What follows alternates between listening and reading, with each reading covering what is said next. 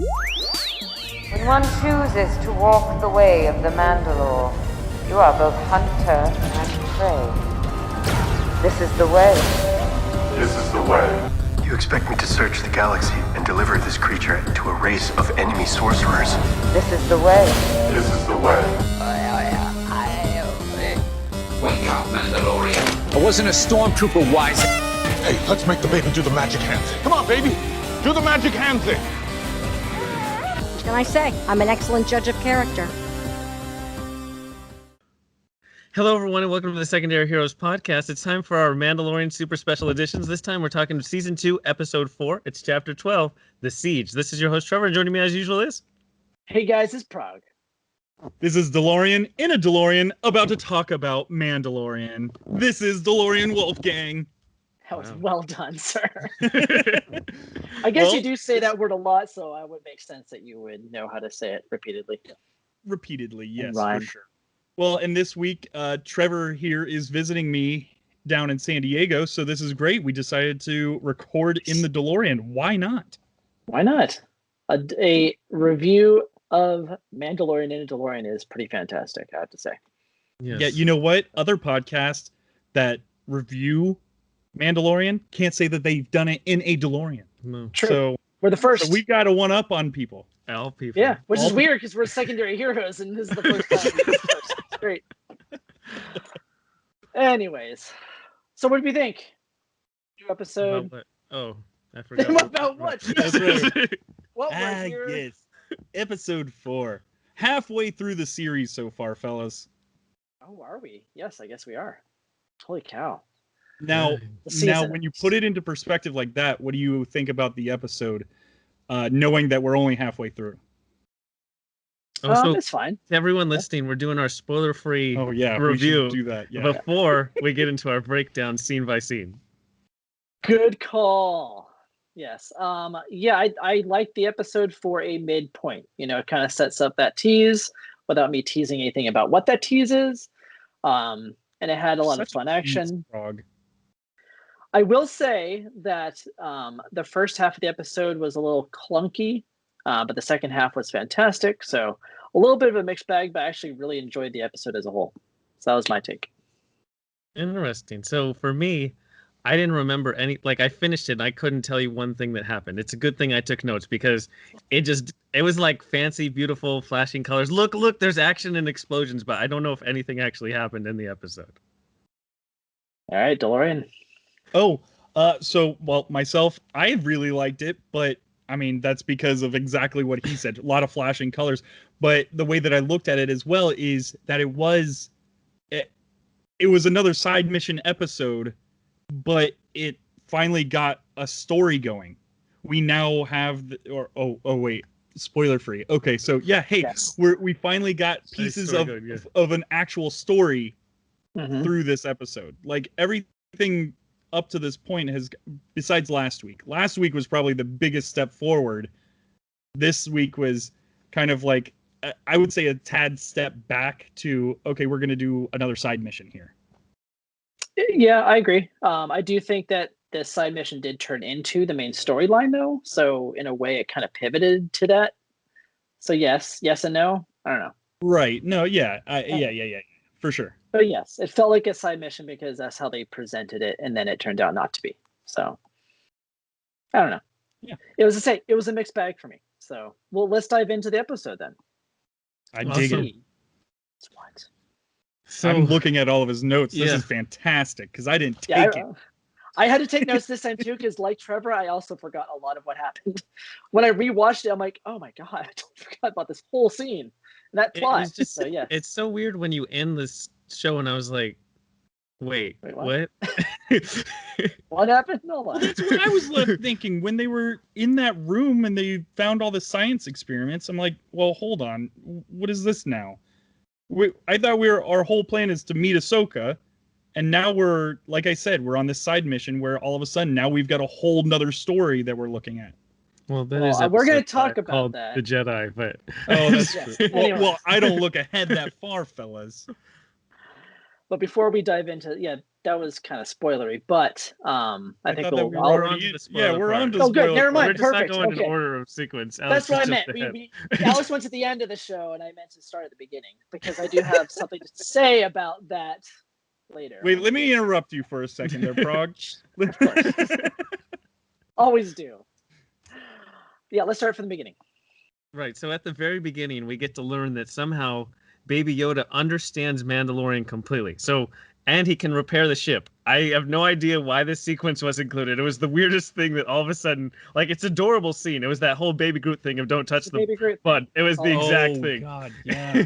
And No, I'm watching it, and he's like, go and get the red cable and don't touch the blue cable. And you knew he was going to get fried. Like, just get fried already. Please just do it. But the idea that he understood everything and could work in the ship, when did he pick up that knowledge?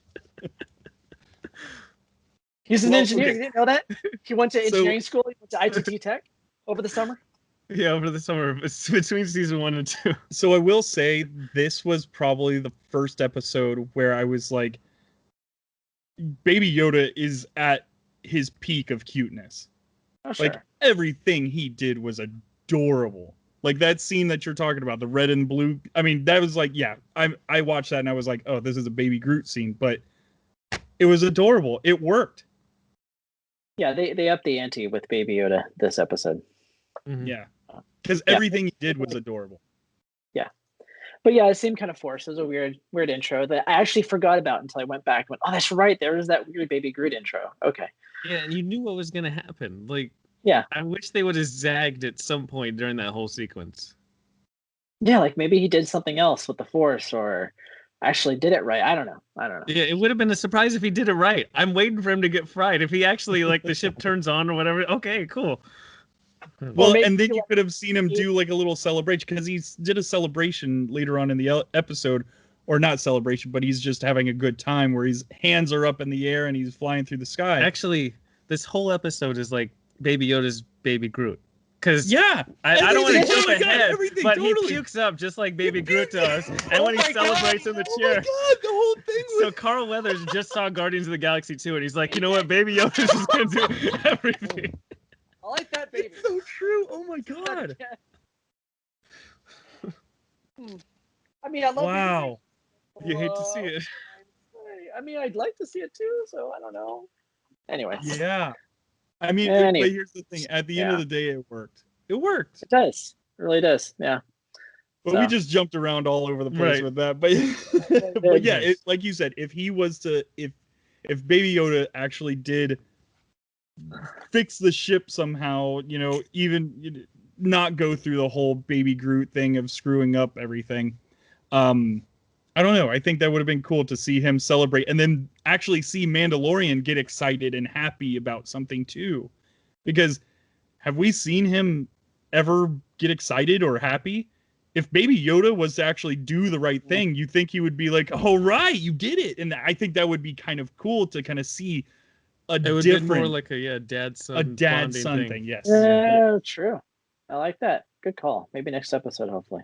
But based on, just as an aside, your little Baby Groot thing that you put on your shoulder, yeah. I went downtown Disney, and they have Baby Yoda ones now, and it's the ugliest thing I've ever seen. Like, I told you, if they make a Baby Yoda one, I'm buying it. And I don't know who didn't, approved that. Nice. It is just like the worst plush design I've ever seen in my life. Well, that's disappointing to hear. Okay. He looks more like old Yoda, which is yeah, weird. it's kind of tough. You really have to get the chubby cheeks aspect of Baby Yoda. You know, the baby cheeks, or else it looks like Yoda. But you got to have the eyes to actually match those cheeks because the eyes are just as big as the cheeks. Yeah. And on a side note, 100%. so did you go down to downtown Disney recently? Not before Buena Vista Street was Oh, okay. I wanted to ask about that. Yeah, because parking was free until they opened Buena Vista Street. Yeah, because now it's like $10 to park, but I want to go up there it was just super to do Buena packed. Vista. Was it really? Well, people were posting online. There's like a line around the whole park. No way. That's why they have to close Disneyland. It's because people do not listen. Never mind. I don't want to go anymore. I'll wait till I it was deserted when we went too. There was like getting my zombie vaccine. Once I get my zombie vaccine, then I'll go. All right, 2022. Here we go. The vaccine causes the zombies, so We're not to that expected. phase yet. Okay, well, we just went off on a side tangent there. Let's get back on track, fellas. Well, one thing you can do at Downtown Disney is eat.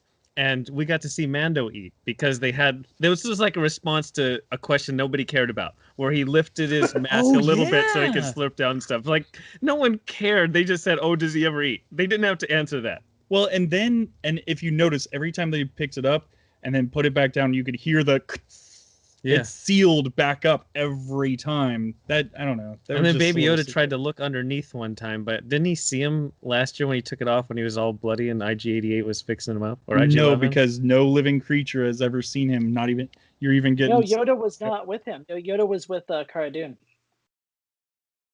Well, Yoda was dead. It was all the same room. Return of the Jedi, but I guess but everyone was gone at that point. The only person in that room. Oh, was, they go down the stupid thing first. You're right. Yeah. Yeah. So Yoda has not seen the face, just the chin. Yeah, he looked up though. He's like looking up in. It was adorable. Again, another adorable Baby Yoda scene. What does Daddy look like? Another scene I forgot that happened. Yes. Okay. Oh yeah. Then we get the Cara Dune scene, right? We go to then we get introduced. Yeah. So we're back to the planet Navarro, where all season 1 took place. And she's the Marshal now because Marshal's a hot thing in season 2. We get to go from planet to planet. I noticed that too. I didn't know Marshals even existed before the season. Mandalorian martial law. Nice. And so we got a lot of Panda Baba type creatures all in there, and she has to go and beat all their ass or kill all of them. And it was weird because she didn't use her weapon until the very end, and she's super exposed like most of she comes in and she's protected, and then she drops all protection and they're like, shit, our lasers don't work. What's the time? But it was awesome. It was awesome seeing her be a badass in a way. You know? I think it was just nice to see her be a badass. Yeah, I think the point was for her to show her hand-to-hand combat, you know, like that's kind of her character. I understand that, but it doesn't work when everybody has lasers. I guess so. It was a small space, so I allowed it. I was like, it's fine. You pass. They could have kept her just under more protection when they were like, because they were just like, oh, we're reloading our laser blasters that don't need to reload. It was like a whole thing. They were kind of cowering behind there and wasting their time doing that. But yeah, you'll see. But then it's a theme in this episode. Oh, nice. Yeah, I didn't pay attention to that aspect of it. But now there was a space ferret that shows up. The space ferret was the hottest thing after this episode. It was like the ultimate trending thing was the space ferret. Was it really? Space ferret. Yeah. Why? It's cute. Another cute thing from Mandalorian. It's another thing that Disney can sell at Downtown Disney. You know what it reminded me of? It reminded me of like a taxidermy piece that came to life. That's exactly what it looked like. Well, it was a taxidermy piece, right? It must have been because it looked just like one. Like someone found like a. Well, it wasn't CGI, so I appreciated that. But I mean, it wasn't like a Muppet. It looked like somebody took an actual real life ferret and like made it into a taxidermy piece. Yeah. It was weird. And cute, I guess. Little remote controlled it. Yeah. All right. Yeah, I never saw anything online about the baby or the ferret, so I'm gonna have to look that up. Hashtag Mandalorian ferret. Yes. I seriously thought that its head was gonna get cut off, though. I was like, oh wow, are they really gonna show this? Yeah, they did though. It's all right. Yeah. Gotta save the cuteness. Yes. And then we get the band back together, right? Yeah, we get the band back together, and they did exposition for a while. I totally tuned out. I couldn't tell you one thing they said. I just skipped to Baby Yoda in school. Like, I didn't even take a note.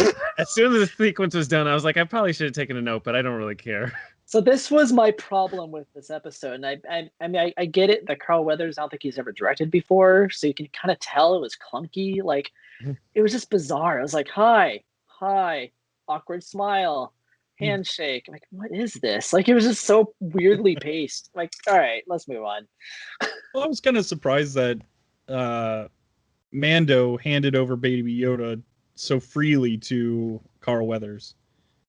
I trust him. At the very start. Yeah. And yeah. I was like, why would I don't know. I They didn't have a rapport. They have a rapport, but I didn't know that it was.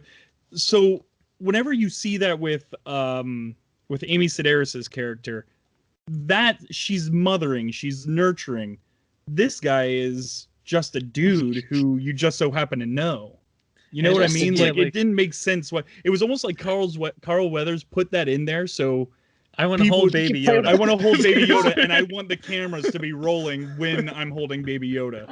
So what happens when you direct if I direct an episode of Mandalorian, I'm carrying Baby Yoda the whole all the time. episode. He's on my shoulder the whole time, man. It's like a backpack. Master and everything. Be great. I'd be like Groot and he'd be like Rocket. It'd be great. I love it. There you go. Yeah. So anyway, let's go to school. Yeah, they get let's go to school. Which I thought was silly anyways, because if Baby Yoda's supposed to be this infant, you're going to sit him in a class full of like 10 to 11-year-olds. It didn't make sense why they would do that. It's like a daycare. Yeah, it wasn't but it was daycare. I The droid was given lessons on space history. He's like, oh god. Yeah, exactly. He's like, let me eat those green cookies. Here's one note that I did have about this scene, and I understand why they did it this way aesthetically, but everyone in that school were like human type creatures. They weren't like other creatures. It was all just humans, which is weird because the planet has all sorts of various different species. So why aren't those children in the same school? Did they segregate, or was it there just to make Baby Yoda stand out? I like the segregation on Navarro of humans and all the other creatures. Keep the ant monsters with the ant monsters. Saying, I didn't see anybody else in that scene. It was weird. Well, I was like, I want to see. It's pretty backwoods, so. That's true. It is pretty bad. I mean, we saw Tatooine. They had all the problem with the sand people, so. Yep, exactly. Star Wars, it's a long time ago, man. They're not progressive at all. Not at all. Glad you guys are catching on to this. Yeah. I've been seeing this racism the whole time. Oh, the whole time. It's funny, though, because, he plants Baby Yoda in the seat, and before he hands him over, he's like, wherever he goes, I go. Except last episode when you gave him to the frog people. It was such a stupid line. It's or the episode before that. Where, you gave it to Amy Sedaris. God. For that. Okay, I guess he's just going to give him up whenever. But anyways, we get introduced to No Kid. I don't know what his name is. The kid that says no. It's funny, though, because every seat was every seat's filled except for one. They had literally one seat in the entire class. Like, what if they were out of seats? Or what if there was, like, 10 seats? It's convenient, man. Yeah. Convenience at its best. And then everyone appreciated the blue macarons exist in the Star Wars universe. Macaroons, The macaroons. Yeah. They did look delicious. Yeah. And they were packaged in plastic, too. Yeah. It looked like a roll that you would get of, like, Oreos. Out of the vending machine. I'm like, I was like, that's kind of weird. Like, why wouldn't it be like in a cup or something? Or I don't know. I'll bet that Disney almost did that on purpose, so they can now start selling.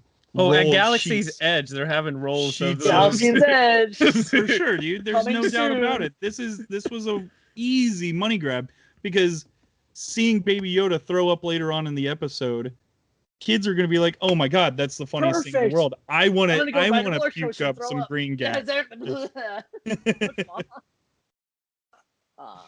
Yep, so that's the nap. Oh, and we got the Force finally. Baby Yoda finally uses the Force. Use of the Force in this season.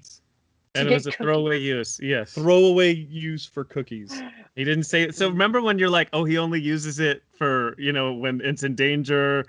So he can use it whenever he wants to, obviously. Right. Why didn't he just get the frog eggs like that?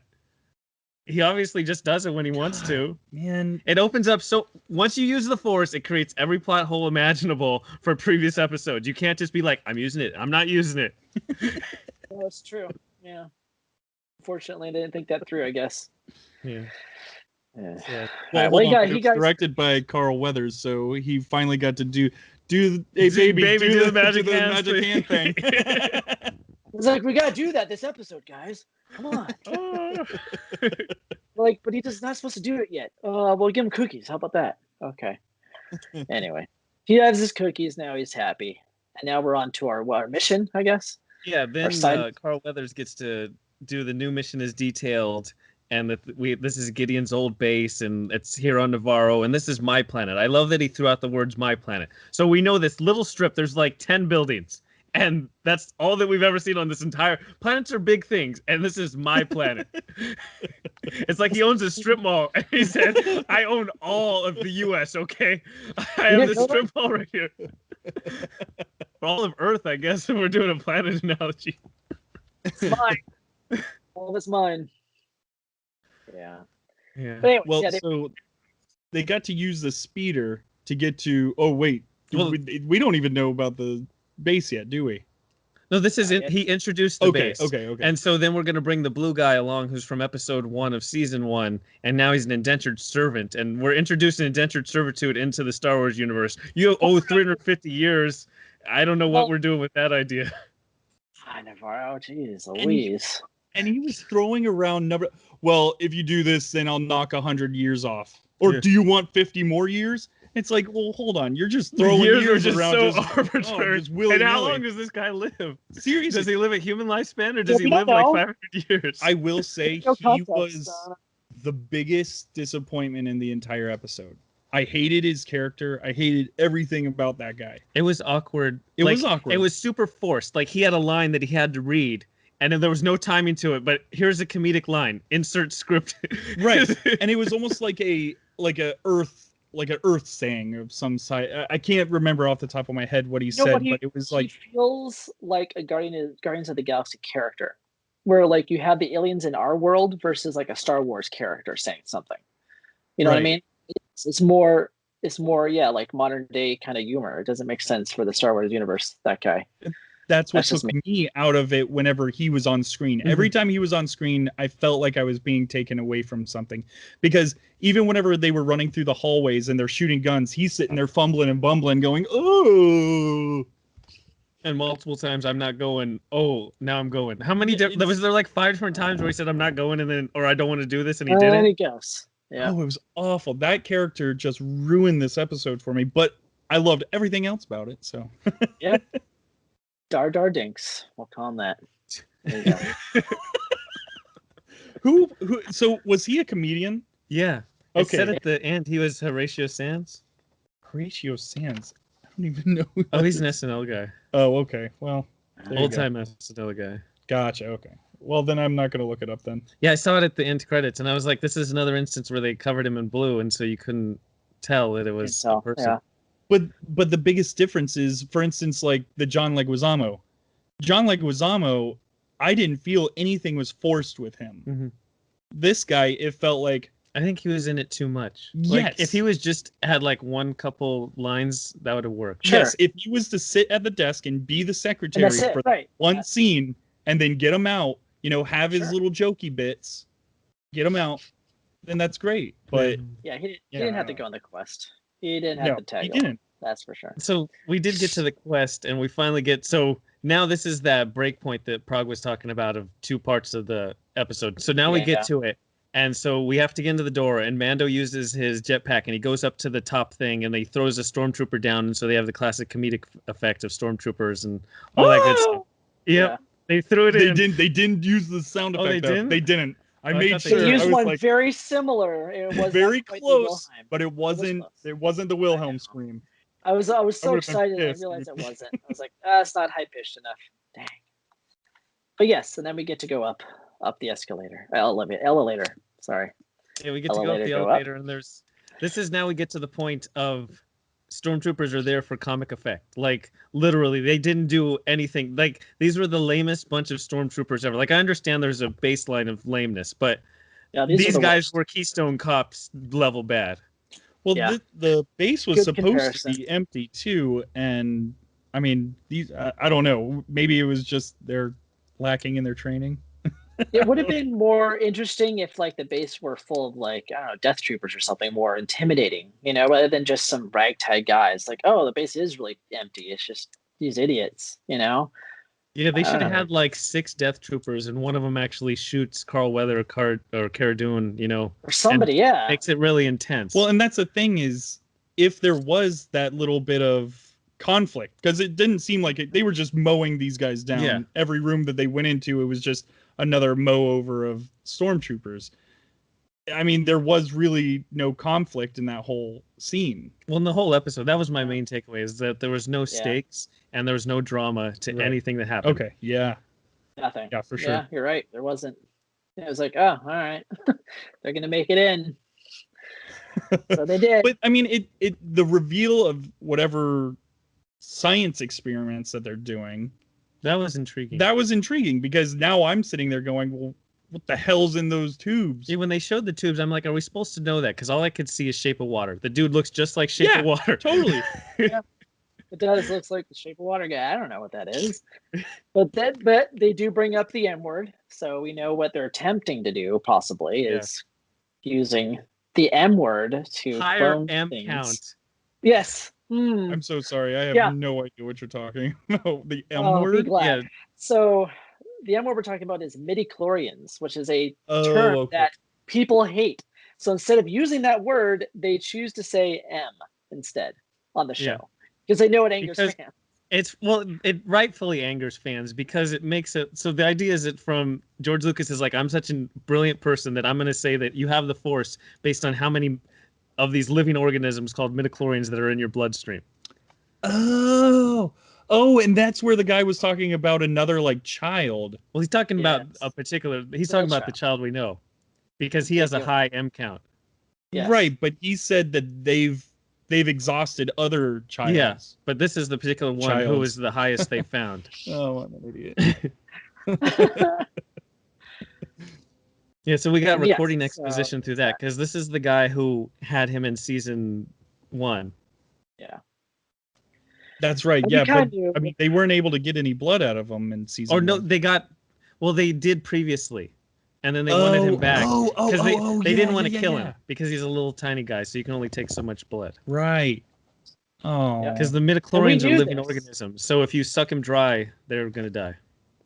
And we talked about this during season 1, how we knew that they were talking about midichlorians as well back then. They just didn't use the M word back then. Now to call it higher M count, I put it in quotes because it's so stupid. And now they're saying that Gideon is essentially overseeing a lab that's trying to turn people into Force users. Like he's literally trying to inject troops or potential clones or whatever as actual Force Sith users. troopers or something. Yeah, that's my guess. Sith now troopers, there is. I didn't think about that connection. Yeah, they could be. They are super lame and Rise of Skywalker. Yeah, they didn't do anything. They showed up. They were dancing. We're red and wait, we they didn't even. Anyways. Well, now all this, I'm starting to think of like movies. This is like almost plots of movies that I've seen. Yes. Probably. Like I just watched Gemini Like Man, A and New I'm like, Hope? well, it sounds like we're doing Gemini. Hope? Yeah. Yeah. Okay. Sorry. Anyways, yeah, Gemini Man. It's a lot like that. But there is the other possibility that this may tie into how they brought the Emperor back to life. So that could be it too. Are they trying to write in excuses for Rise of Skywalker? Like I know Dave Filoni was writing in a ton of excuses for the prequels, but now we're going all the way to the sequels too. They're putting a lot on Dave Filoni's shoulders, dude. They're like, save us, please. Save us somehow. Your only hope. Oh my god. Oh. Save us, Dave Filoni. You're our only hope. Yeah. So to get the information, you gotta get out of here. Yeah, so now we got troopers, and they're nothing more than Walking Dead zombies, essentially. But there was great effects on the trooper fire, like the blast that hit their armor and stuff. It looks great. I'll give them that. The whole scene looked. Sorry, go ahead, Brock. No, that was it. The scene looked good. Yeah. Well, and they're going into this base to destroy the base. Right? Yeah, that's their goal. It's like inside of a volcano or something like that. And so what were they trying to do? They were just trying to overload the system to where the volcano erupts inside the building. Because Carl Weathers just wanted all Imperial stuff gone off of Navarro. Gotcha. Okay. And that's why he thought the base was empty. And then they encountered resistance, which wasn't actual resistance. But one thing, so the blue guy comes along and he makes him do everything. Like, what would the plan have been? Like, he's the one who overdoes the reactor so the lava starts going up. He's the one who hotwires the door. He's the one who gets information. Right. He did like everything. What if he didn't come? Because he said no so many times. He's like, no, I shouldn't go. Like, if he stayed in the speeder, they would have just been stuck on the base, I guess, and they never would have did the system. They made him see, and that was the thing. That was like their reasoning to keeping this comedian around. Was because he was just going to do everything. Yeah, That's just silly. That's silly. Terrible. Well, it's because they had to have Mando separate and go back early. Because That's Mando true. probably could have done all that stuff. And I guess Cara Dune and Carl Weathers like, nah, we can't do We anything. got this blue guy. We're just going to stand here. with his his hydration suit. Yeah. He had to keep his hydration. Yeah. So did you guys notice that whenever he saw Mandalorian for the first time? All like that- the steam puffed out of him, like he was Oh no, I did not notice inking this. himself. Yeah, he it was like the inking himself. inking himself like he's Oh jeez. That's sorry weird. for all the Okay. squeaks and squirks. This is we're inside of a DeLorean still. Yeah. I like it. All right, so now we got to 40-year-old escape. car. It makes noises. We got to So- get out of here. We got to escape. Yeah, so they do the escaping part, and so Mando does that nice landing out of the pit, and then two troopers fall down. Like, that was a nice badass sequence. Especially the way he landed, because it was a little bit of a hobble too. Wasn't Yeah. like he did the superhero landing. He He's like, almost "Oh." did it, and yeah, he stumbled it out. Yeah. I was like, yeah, that was funny. I enjoyed that. And then It's we like, get the all troop right. transport, which the troop transport showed up at the end of episode 8 last season. And now they had it actually as almost a character in this episode because it's how they escape. Somehow she drives straight off the cliff with this troop transport that's barely supposed to hover like a foot off the ground. And this thing, I guess, is built like a tank, like the biggest, baddest tank ever created in the history of Star Wars. Well, and they made a point to like whenever they got to the base, they made a point to point that out a lot and say that thing is so bad. We need that. That's he said it was worth a lot on the black market. Oh, worth a lot in the black market, all this stuff. So it was like, Of course you knew. they really set that thing up for success. Yeah. Yeah. And then we get the speeder bikes off the cliff, which looked amazing. It was one of the so best CGI sequences geeked they've out. done. But So much. then you have the super lame ones who just crash, and it took I me out of was it. like- Once the two crashed just going down to the rocks, I was like, okay. Such idiots. I'm like, come on. But I will say it was so cool seeing the scout troopers again. Like the scout troopers were my favorite part of Return of the Jedi. And seeing them again, because I love their helmets. I love what they do on the speeder bikes. I love everything about those guys. Just to see them nice and clean, like, and that when she opened up that door and they had nothing but lined with speeder bikes, I was like, man. Yeah. Oh yeah. We're using those. Oh yeah. But it was really cool too because the way that they were, and I was talking to Jimmy right before we got in here, and he was mentioning how they made it a little more natural, where in Return of the Jedi they just flew and just cruised around and you could zip around everywhere. Like these guys, when they're going down, they're like they're bottoming out. They're having to put their feet down to like skid. That makes sense, I guess. Okay.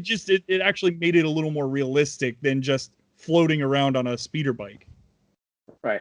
It just sucks that like they had to blow up right away. Like right away. Like, Yeah. come on. They didn't blow out those two. That would have been the best sequence of the show. Because that was the best CGI they've done on Mandalorian so far. It looked fantastic. Yeah. It would have been the best. It would have been one of their like main things they probably would have teased the show with next season or whatever, you know. And they might still, but anyway. But their explosion definitely reminded me of the toy. Did you guys ever have the toy of the speeder bike and you press the yes, button on the sir. back and it? I think you've probably Yes, mentioned sir. it about 6 or 7 times. So. Yeah, I went around and collected every one I could find as a kid. Yes. Oh, dude, I they're enjoyed it a great. lot. I love those. Yeah. So yes, I enjoyed it. Yeah, so now we get into a trench run through a canyon because it wouldn't be that's right, Star Wars without a trench run. And we have the classic interface, the chair swivel. It's all the stuff that we've seen All the before. classics. Classic New Hope. Here we go. But Yeah. even listening to them bicker in the whatever with the tank, Yeah. listening to them bicker, it just, well, would you rather be back here shooting? it just it didn't feel. It was hard. It was a hard dialogue Because when Ray and Finn do it, it's a shout out. But when they're doing it, it was like more stilted than that. Right. Yeah. She's screaming something. Oh, hey, how about you hit something back there? Well, why don't you come back here and shoot then? Yeah. It was like, cringy. A little bit. Sorry, Carl. But then we do get to see the base explode. And I thought lava was going to go down the trench run after him. yes. And I was excited for that. That And then I would've don't know been where so the cool. lava went. It just It just done. Who knows? No idea. I thought it was going to fill the whole canyon. that would have looked so rad. And then just kind of petered out right at the end, right once they're leaving it, just peters out. Oh, that would look rad. They must have blown their CGI budget on the speeder bikes. Like, sorry, the cool speeder bikes are lava flow. They're like speeder bikes. It's when they chose to blow the speeder bikes up. It's the last budget. Yep, that was That was it. We blew our budget. Sorry, guys. What would you get? But then we get to see TIEs taking off, and it's always fun seeing TIE fighters take off, where they fold their wings. Oh my god, yeah. Well, and that's the thing is that's like that's kind of a newer thing. Yeah. Like you never see that in any of the older films, do you? No. Not in the original and not in the prequels. That started happening was that in the Skywalker saga in the 7, 8, 9? I don't know if it is. I don't think it's in those either. It might be a Mandalorian thing. I think it is just a Mandalorian when thing. Gideon landed When last Gideon year. landed. Yeah. Yeah, you might be right. That was so rad. Yeah, because It like in was so Force cool. Awakens, the TIE fighters are just up on the wall when they steal them. Yeah. You're right. I like this new way of doing it. It looks super cool. It looked really Too bad they don't go nice. like this when they fly, like a little birdie. Yeah. Like if they may malfunction, like, oh no. Stop. Or just one doesn't open. It's Or like just one. It's like crashes in the side of the mountain. All right, being silly. Anyways, so who saves them? What happens? They're well, not so doing now so we well get to the this point where so the TIE fighters are going down the corridor and they have them targeted and they're like, we're just not going to fire on these guys. Like we could blow them up super easy, but they have to escape. So we're just going to fly behind them through this corridor for like most of it. And then finally Carl Weathers targets one of them and gets one of them down. So there's only like 3 remaining. And so they still have time to fire on him. For some reason, every time Carl Weathers is targeted, it fires on. And then the TIE guy is perfectly targeted. It's beeping, and he presses the laser, and it just scatters all around him, and there's explosions in the lava dirt. And I was like, is their targeting system worse? How did they create an empire? Well, that's how weird did because that they're How did using they an do it? Empire vehicle. Right. Their transport is an Empire Is it? vehicle. It has, Okay, so yep. it should have the same Oh my system. God. It's not like they're using some rebel targeting system. right? And it's not like the tank was even going all that fast. No, the tank got blown up. They all died in that corridor. This is just alternate reality Yeah, timeline. pretty This is much. Carl Weathers telling the story. That's what it is. It's like he caught a fish this big. Like they went down Oh, and no. nothing actually happened.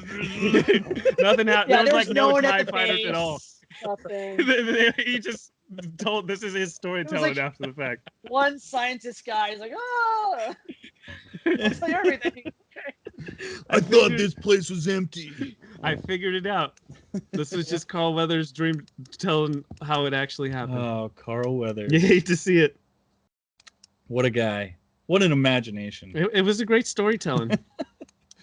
So where are we at now? So we're the So tank now- blows up. Yeah, so right at the end sequence, for somehow, there's like gonna get blown up, and then oh my god, there's firing from above, and it's actually the Razor Crest. Mando came to save the day, Oh my god, Mandalorian. just like he always does, and just like He's so ships good. somehow in Star Wars come to save the day at the last second. And then they did the fun thing because Mandalorian, it's his trademark move now, where he flies up and he turns the engines off and comes back down. That's his. Yep. That's his move. I'm okay with it though. I like that. It's an I Iron enjoy Man watching thing. the spin. It is, but I still enjoy Yeah, like, it the is a spinning Marvel thing. for sure. Yeah. But they take Well, a lot it's the from same company. I feel like they did. I mean, the whole wrist rockets with little bullets. Yeah. I think that was first season though. Never mind. No, yeah, It's you still- use it this season. Yeah. But Baby celebrates with the destruction of each time that he hits him down, and they're spinning around, and Baby Yoda's like, oh, the whole time. And there's no drama at all. None Not at all. whatsoever. You're just like watching Baby Yoda celebrate, shooting down ships because Mando's a super pro at taking people out. And the best sequence of this though is that Mandalorian literally took off about the same time that they took off with the transport. Yes. He may be like 2 minutes ahead.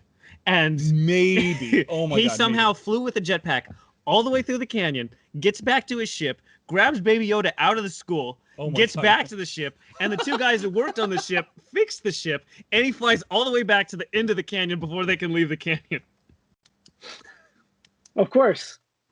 The fish was this big, guys. I swear, this big. Man. Wow. Yeah, I never even really looked at it that way. He has to go pick up Baby Yoda from the school. You gotta come with me. I can't just go and get in the Razor Crest and go and save him. We have to have Baby Yoda from, like, he would have been perfectly fine. You know, it's like sneak in there and be like, excuse me, I gotta. Sorry. This whole thing. We gotta take him out of school. Yeah. Wow. Never think about Mandalorian too closely. That's a thing, man. That's why I don't think much about these. I try not to. I know I'm taking notes, and I'm gonna take notes next time too, because I want to take note of some of my favorite stuff. Well, we're not done with the episode yet. What? Right. We're not done. There's more. I thought the episode was over, and I pressed pause. And it's like there's 10 minutes to go. I'm like, how is there 10 minutes still to go? Just end. And so those X-wing guys show up, and they have to be like, what was the story of what happened? What are you talking about? And this is where it gets into the story theme. Yeah, it's the same X-wing guys. Yeah. Why? Because we've seen them.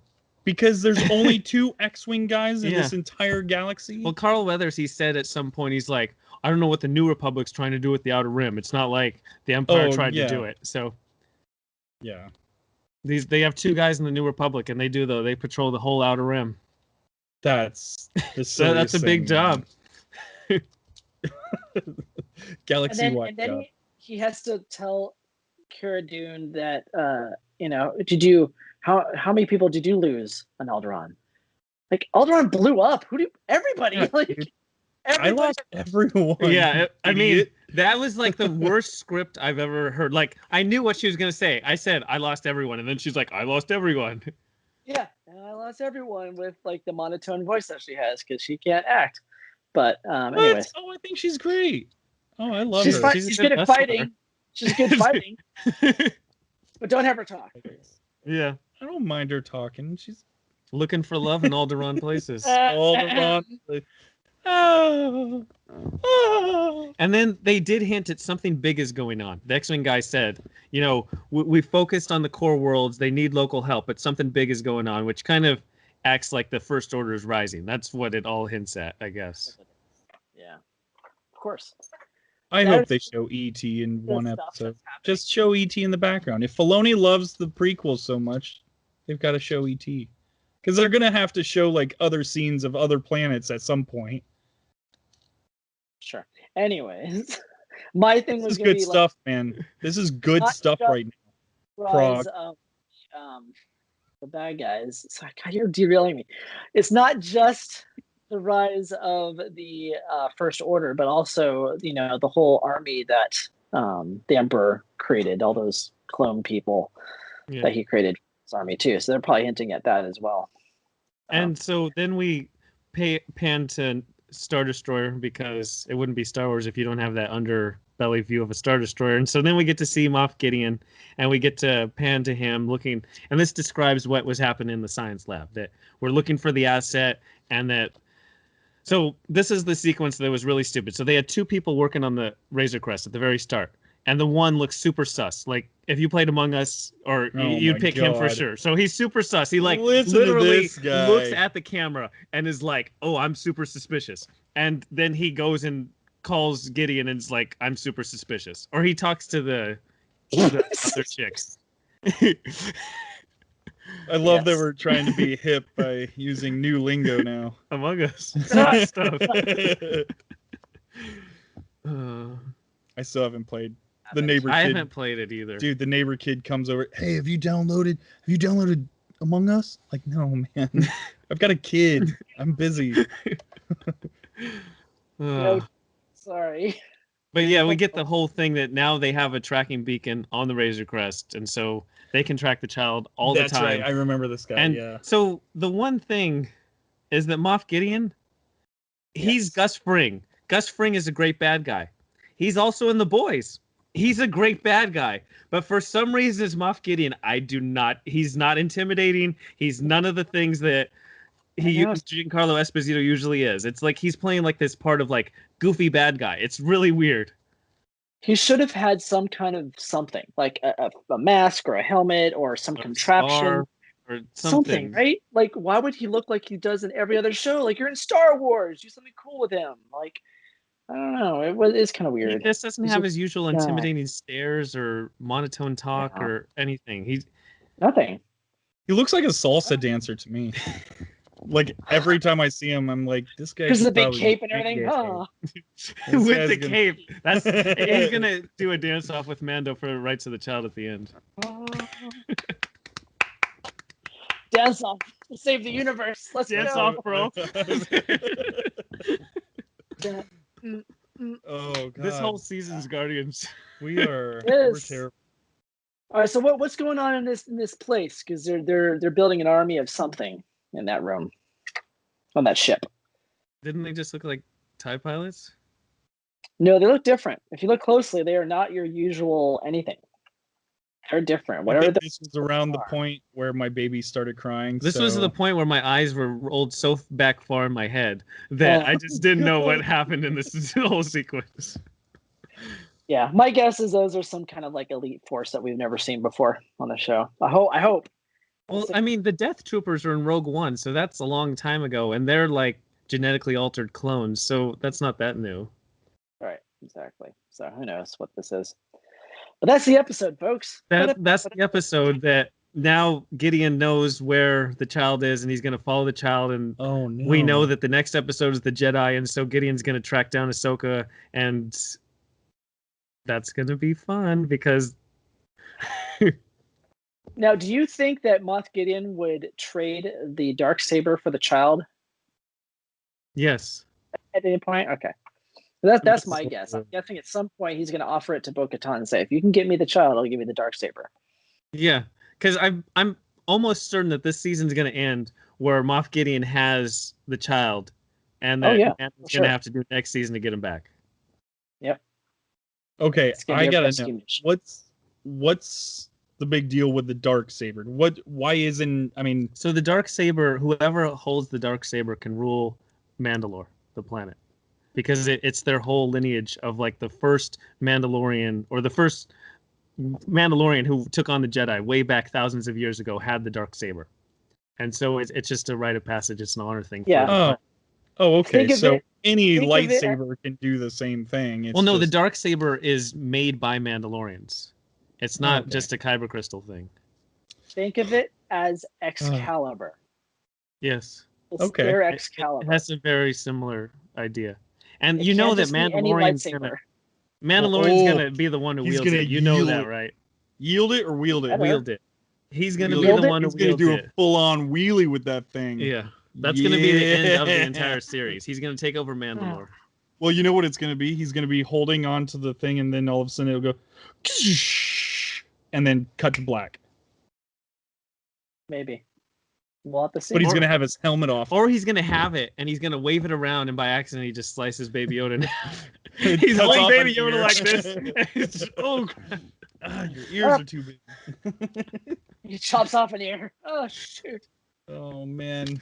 Now we're just yeah. So for me, this episode was instantly forgettable because there was no stakes at all. I like that they put in a bigger story element, and you see that Moff Gideon's chasing and is going to get the child, and you see that it's going to tie into Ahsoka. But in terms of beat by beat through this episode, I would never watch it again. I don't really care.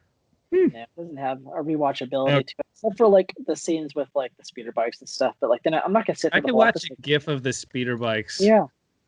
Now, do you think that that's a a look on what Carl Weathers had done as the director? Do you think that this is kind of a blame on him in a way? Not so much a blame, but like, I think there's problems with it because he directed it. Like, you could tell the difference between Bryce Dallas Howard's directed episode and Carl Weathers' directed episode. Yeah, it's a timing thing, the pacing of it, the way lines are delivered. Yeah, that's the director that does those things. Well, I'm just wondering, like, who do you think would have probably done better at this episode?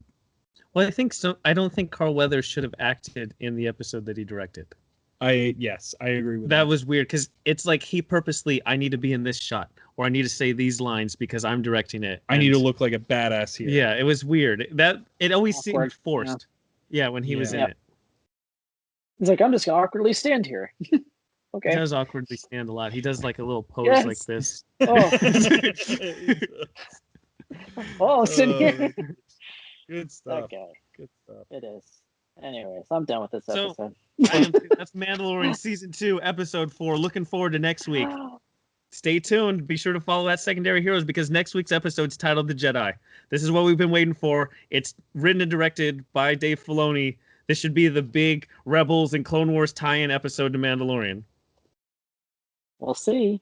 Or it could not be. Exactly. Anyways. All right, guys. Farg out. Cool. Hey, Delorean and Wolfgang actually going to roll out. When one chooses to walk the way of the Mandalore, you are both hunter and prey. This is the way. This is the way. You expect me to search the galaxy and deliver this creature to a race of enemy sorcerers? This is the way. This is the way. Wake up, Mandalorian. I wasn't a stormtrooper, wise. Hey, let's make the baby do the magic hand thing. Come on, baby. Do the magic hand thing. What can I say? I'm an excellent judge of character.